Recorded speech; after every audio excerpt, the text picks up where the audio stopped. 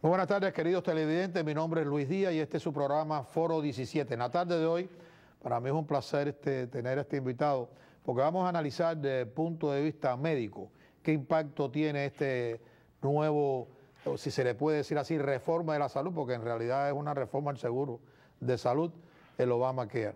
Y eso, nuestro invitado en la tarde de hoy es el doctor Gilbert G. Concepción, cardiólogo, electrofisiólogo y asistente profesor clínico de la Universidad de Miami. Con él vamos a analizar de ese ángulo el Obamacare, porque todo lo que estamos viendo son las discusiones en el Congreso de los Estados Unidos sobre el impacto que va a tener para nosotros en el sentido del costo del seguro, que es mandatorio, la penalidad y la persecución del Internal Revenue Service. Si en realidad nosotros tenemos ingresos y no lo declaramos, pues todo eso va a ser multado.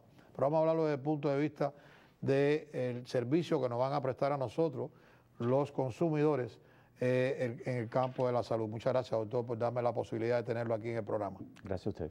Me gustaría saber, porque hay bastante controversia de los Obamacare, y estuviéramos discutiendo desde el punto de vista político y no político por horas y horas y horas y no terminaríamos. Pero yo quiero ver el impacto que va a tener en nosotros, los consumidores, en lo que respecta a la salud.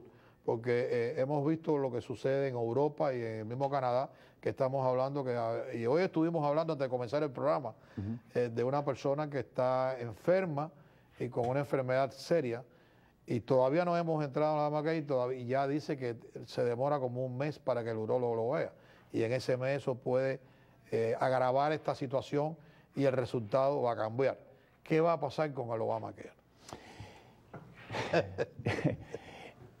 Mucha controversia, mucha duda, porque de verdad no se ha definido exactamente cuál es el rol del médico, pero sabemos que vamos a tener, obviamente, muchos más pacientes, pero con menos tiempo para asistir a los pacientes y atender a sus necesidades médicas. Y vamos a tener ahora una regulación donde tenemos el gobierno en la oficina. O sea, la relación entre paciente y médico va a alterarse, porque ahora tenemos una persona que está no solamente dentro de la oficina, pero contribuyendo y regulando el cuidado médico que le vamos a dar a ese paciente de acuerdo a sus necesidades médicas.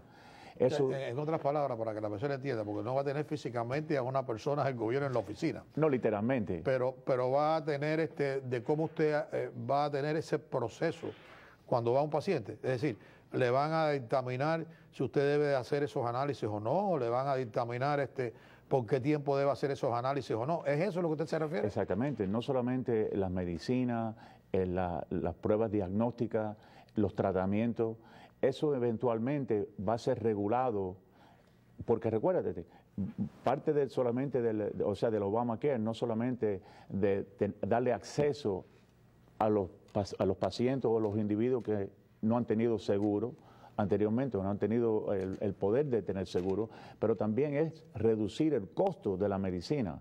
Y reducir el costo de la medicina hay que haber ciertas regulaciones donde se va a afectar lo que se puede hacer y lo que no se puede hacer. Eventualmente los ancianos, y estoy anticipando que los ancianos son los que van a sufrir más, porque esto es una redistribución de dinero que se está dando al Medicare. Para fundar el Obamacare hay que coger ese dinero del Medicare y dárselo al Medicaid para tener la cobertura para esas personas que no tienen seguro.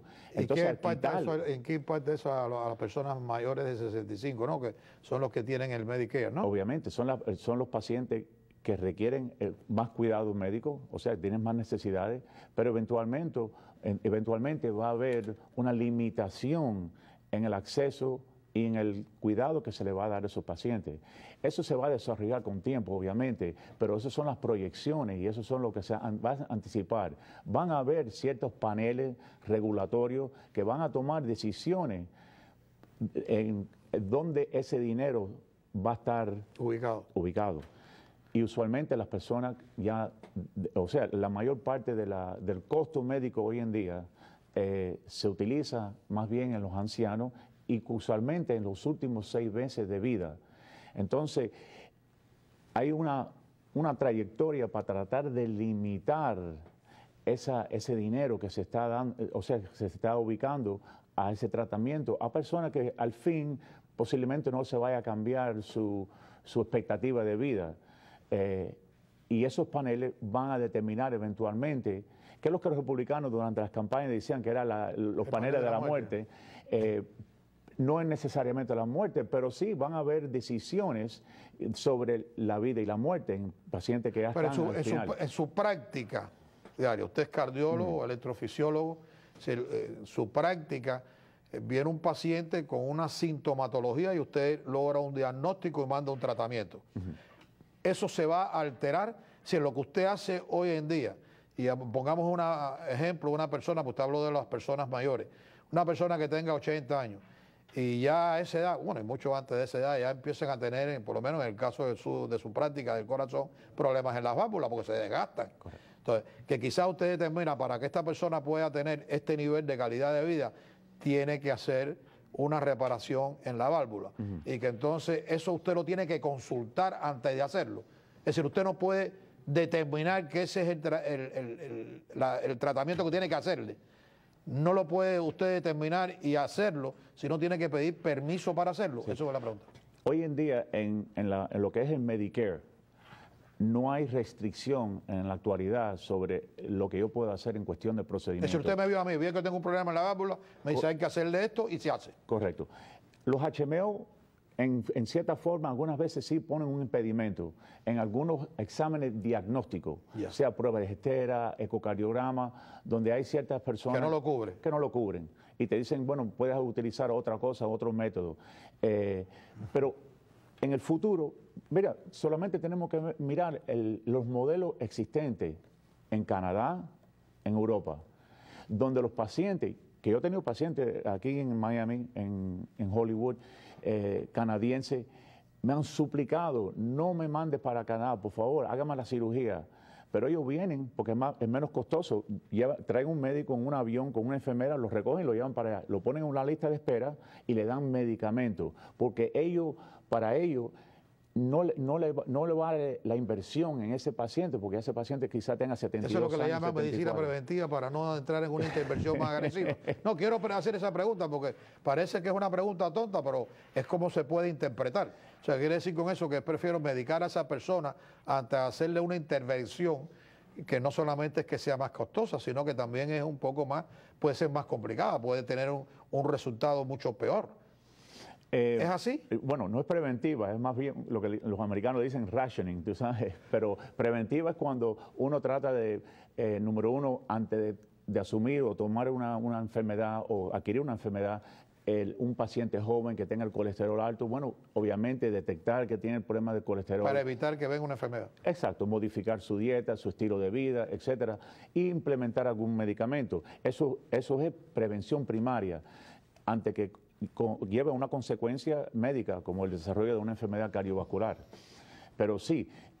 Bueno, prevenir una intervención quirúrgica, porque la intervención quirúrgica es ya cuando la parte clínica ya no puede lograr el objetivo. Y entonces tiene que utilizar la cirugía. ¿Estoy correcto en lo que estoy diciendo? Sí, ya cuando tienes una enfermedad ya estamos en una prevención secundaria. O sea, estás haciendo un tratamiento para prevenir las consecuencias de esa enfermedad. La prevención primaria es, todavía no tenías la enfermedad, pero tienes factores de riesgo que pueden conllevar a una enfermedad. Pero entonces, este sistema, por lo que usted conoce, y me imagino que los colegas suyos, sí le va a quizás tal vez a crear un problema en poder tomar decisiones que hoy toma y que mañana quizás tal vez tenga que pedir autorización para hacerla. ¿Estoy claro en lo que estoy diciendo? Correcto. Hoy en día yo soy el agente médico o de salud del paciente. Cuando yo determino con criterio, con mi recomendación, pienso que el paciente necesita un procedimiento para su bien, no tengo de verdad una intervención de una persona del gobierno diciéndome si sí o no lo puedo hacer basado en costo. Eso va a cambiar. Esto va a ser una redistribución de seguro y de salud. O sea, es mejor invertir ese dinero en una persona joven que tiene una mejor expectativa de vida que una persona que ya tiene 75 años con un sinnúmero de problemas médicos que no se espera que viva más de 2 o 3 años. Es una inversión. El gobierno va a determinar esas inversiones. Quiere decir con esto que ya no es desde el punto de vista médico, sino desde el punto de vista de probabilidades de la vida que va a tener esa persona. Debo de invertir en una persona que puede contribuir mucho más porque es una persona joven, que es una persona que ya contribuyó, pero que está al final de su vida y entonces se le va a crear a esa persona hacer ese gasto. Se analiza antes de hacerlo.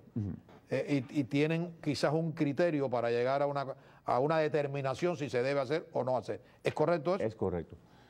Y pone el médico en el medio. Hasta hoy en día, tú sabes, lo que sucede entre el médico y el paciente, eso es una relación muy sagrada en este país y siempre el paciente ha mirado al médico como el embajador de su salud, o sea que va a determinar lo que es mejor para su salud. Hoy en día va a haber interferencia, o bueno, dicho, en el futuro va a haber interferencia y va a afectar esa relación que ya se está afectando. Ahora, doctor, pero no también debemos de reconocer que haya abusos, que a veces se mandan a hacer una cantidad de pruebas que son innecesarias, que en realidad lo hacen con otros fines de lucrar y no en realidad de poder ayudar al paciente a que pueda funcionar mejor o tenga una vida más saludable. Me imagino que en el campo de la cardiología existen grupos de cardiólogos que dictan, por ejemplo, y decir, bueno, los estrés test se pueden hacer cada 2 años, o como dicen las mamografías, ¿no? Cada cierto tiempo. Pero hay personas que en vez de hacerla cada ese tiempo la hacen más frecuente, porque ahí adquieren ingresos, pero son innecesarios. ¿Eso es correcto? Eso es correcto, porque tienes un sistema donde cuando haces más procedimientos, más ingresos tienes. Más ingresos tienes. O sea, se presta al abuso, mejor dicho.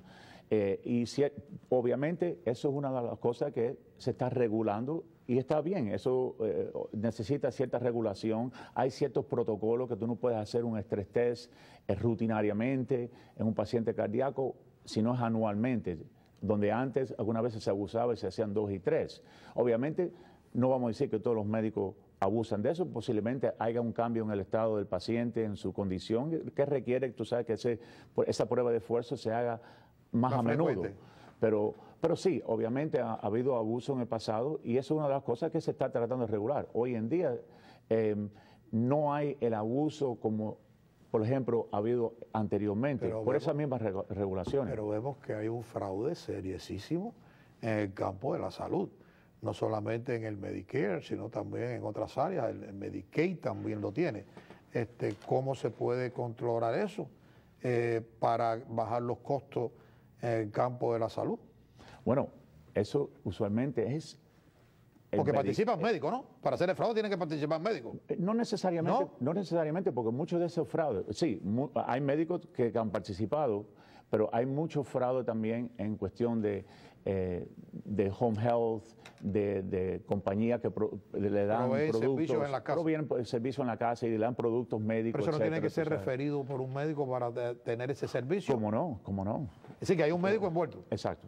Para que puedan dar ese servicio, que muchas veces las personas que van a dar ese servicio no tienen ni nada que ver con la medicina, porque a lo mejor son personas que tienen años de experiencia, pero no tienen ninguna educación formal que le dé la posibilidad de poder dar ese servicio. Eso sucede, ¿no? Eso sucede, ¿cómo no?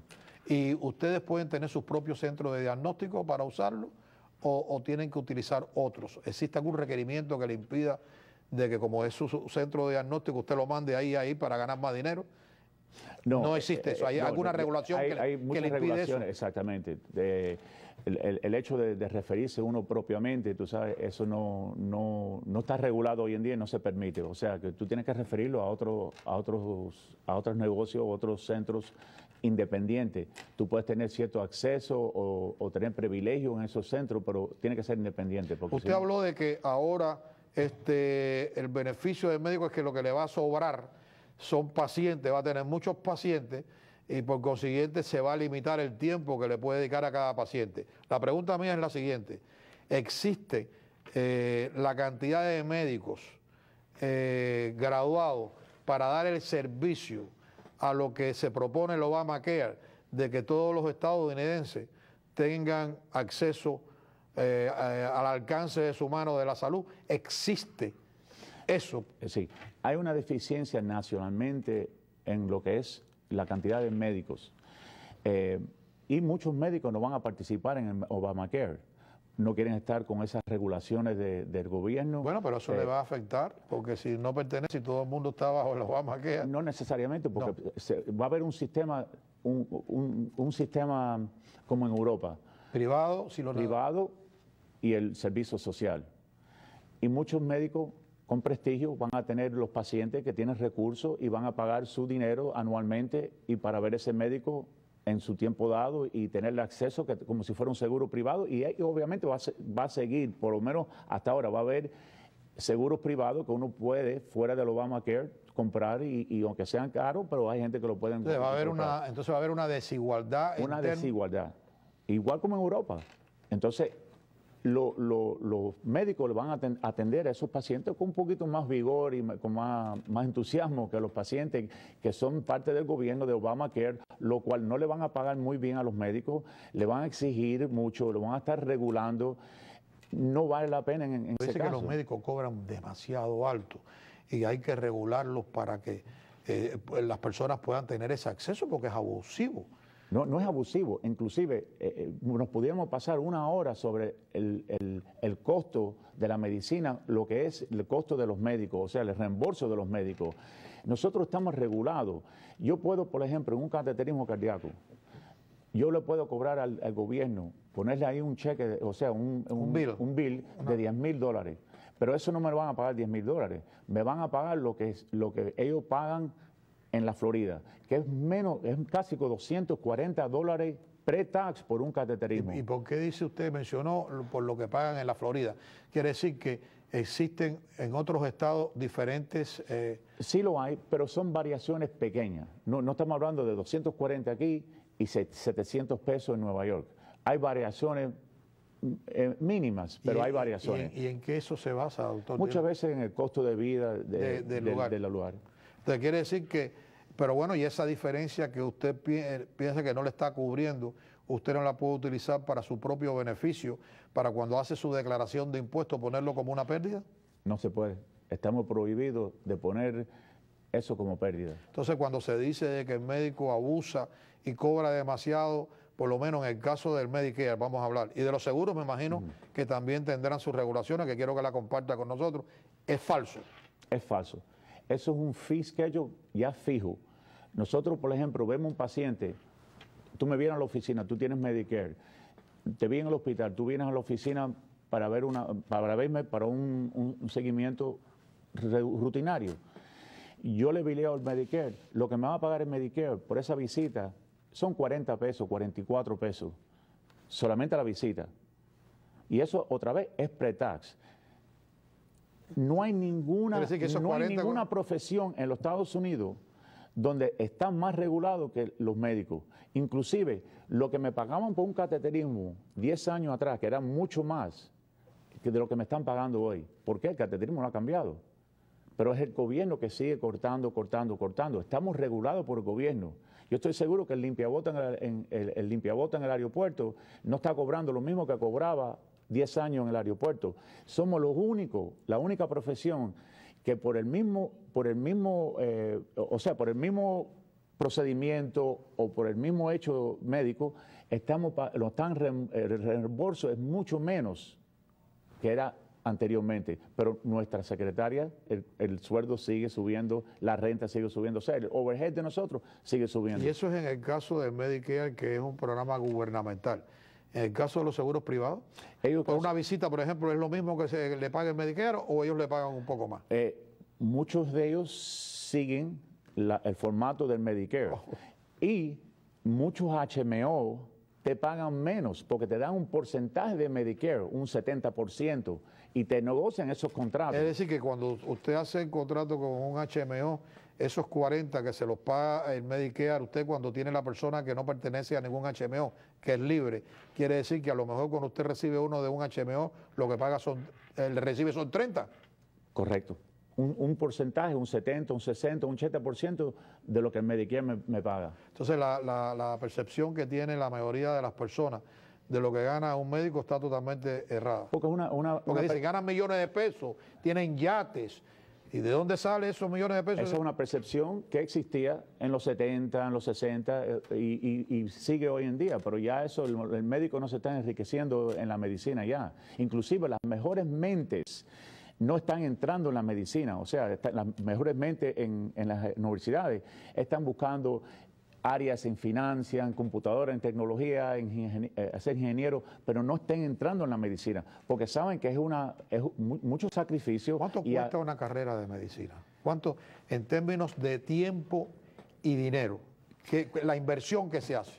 Mínimo de 12 años de educación. Mínimo. Y cuando me habla de 12 años de educación, ¿me está uniendo qué? Estamos hablando de 4 años de premedicina, 4 años de medicina, estamos hablando de 3 a 5 años de especialidad, y si va a ser una subespecialidad puede ser hasta más. Yo por lo menos en el caso mío me pasé 15 años en totalidad al poder llegar a donde yo puedo ejercer la medicina. Y obviamente hoy en día es una cosa sumamente cara. El otro día yo estaba en uno de los hospitales y una persona un médico muy prominente que está a retirar, él dijo, yo no sé cómo lo pueden hacer hoy en día, con la deuda que están adquiriendo estos estudiantes. Y anteriormente uno podía ponerse en la emergencia de guardia en varios hospitales, recaudar pacientes y levantar una práctica. Hoy en día los hospitales controlan... Porque tienen su propia práctica. Tienen sus propios hospitalistas. Tienen médicos que ellos lo ponen en salario, y entonces el hospital no solamente cobra por el Medicare, por ese paciente, pero también por los servicios de la emergencia. O sea que se están enriqueciendo en esa forma, pero previenen a un médico joven de poder desarrollar, sino tienen que ahora más bien ser empleados. Y eso es una de las cosas que va es decir, que la práctica privada, cambiar la medicina. La práctica privada puede empezar a impactarse y a reducirse. Definitivamente, ya se está viendo. Y se está viendo también, ¿cómo se llama?, el tiempo que nosotros le dedicamos a los pacientes es reducido. Yo antes podía dictar una nota en 5 minutos, con un cuerpo, con mucho detalle. Hoy en día me paso 15 minutos por un paciente en una computadora haciéndolo electrónicamente. ¿Por qué? Porque eso el gobierno tiene que tener acceso a tus récords médicos. Y por eso esas computadoras, o sea, ese récord electrónico es importante. Pero nos demora mucho tiempo y nos quita el tiempo que nosotros anteriormente se lo dedicamos al paciente. Menos tiempo con el paciente, menos atención, y eso obviamente afecta el cuidado. Si va a tener acceso a la información médica de un paciente, entonces la ley HIPAA, que es bien cuidadosa a quién se le puede entregar esa información, quedaría ya, y ahora que está electrónica, en manos de cualquier persona que pueda entrar allí, o que sea un empleado, y poder coger el récord médico de cualquier persona. Correcto, pero ¿quién fue el que estableció la HIPAA? El gobierno. Y el gobierno ahora es nuestro padrino. Es decir, en otras palabras, para que la gente, y esto es importante, yo quise hacer este programa porque este es un programa educacional, no es de promocionar nada, sino es de lo que nosotros vamos a recibir cuando empiece el primero, si todo sale bien, porque ahora tenemos algunos problemas con la implementación, ¿no?, del Obamacare, pero ya a partir del 1 de enero del próximo año. Quiere decir que primero, por la cantidad de personas que están disponibles, no tenemos la cantidad de médicos que se necesitarían para poder dar un servicio adecuado con tiempo para poder ayudar a las personas. ¿Estoy correcto en esa asunción? Está claro, y un punto que quiero aclarar. Yo hablé con el presidente Clinton hace como 6 años y atrás, cuando él estaba haciendo campaña de Hillary en Puerto Rico. Inclusive estamos hablando en aquel entonces sobre la salud universal que él estaba tratando cuando era presidente. Como es la que hay en Europa y eso. Exacto. Y él me dijo, cuando estamos hablando de lo que estaba sucediendo en Massachusetts, que más bien no estaba teniendo éxito. Y él me dijo... Y aparte era para un 5% de la población que no tenía seguro. O sea, era bien reducida la cantidad. Correcto. Y una de las cosas que él dijo era que era porque no se podía dar ese salud porque no había suficiente médico. En aquella época. Sigue siendo igual, porque imagínate, se demora, no es que tú puedes ir y en 4 años convertir a una persona en un médico. Eso demora tiempo, como hemos hablado. Pero ¿qué es lo que están haciendo hoy en día? Una alternativa es que está surgiendo unas tropas, vamos a suponer, un ejército de asistentes médicos, de nurse practitioners, y le están dando más habilidad. Assistant, ¿no? Exacto, physician assistant y los nurse practitioners. Y entonces le están dando más amplitud en sus responsabilidades. O sea que le están reduciendo, nos están haciendo a nosotros menos importantes, porque ahora esos son los soldados. Inclusive, me imagino que hay muchísimos de los teleoyentes que van al médico y no ven al médico, están viendo un asistente médico. Y muchas veces ni ven al médico. Y ese le receta y le hace un diagnóstico que lo consultamos. Bueno, si es un asistente a médico, se supone que un médico tenga que aprobar ese tratamiento, pero si se convierte el médico entonces en un administrador que lo único que hace es firmar esa historia, me imagino que va a haber alguna diferencia. Y si discrepa con el tratamiento que ese médico mandó, ¿qué pasa? ¿Lo va a aprobar o no lo va a aprobar? ¿Cómo que funciona? Bueno, deben estar debajo de supervisión de un médico y muchas veces no, porque están los médicos con... Pero en un hospital, si viene de pronto y viene una emergencia y no hay un médico ahí, que lo que hay es un asistente, tiene que tomar una determinación porque la vida de una persona son segundos, fracciones de segundos. Claro. Entonces quiere decir que se puede impactar la salud. Impactar porque no estás viendo un médico, estás viendo una persona relacionada a la medicina, pero con cualidades inferiores. Se nos acabó el tiempo. Desgraciadamente tengo que volverlo a invitar para poder seguir hablando sobre este particular, porque es extremadamente importante. Muchas gracias, doctor. Gracias. Y a ustedes los veo la próxima semana con otro programa, estoy seguro va a ser de su agrado. Muy buenas tardes.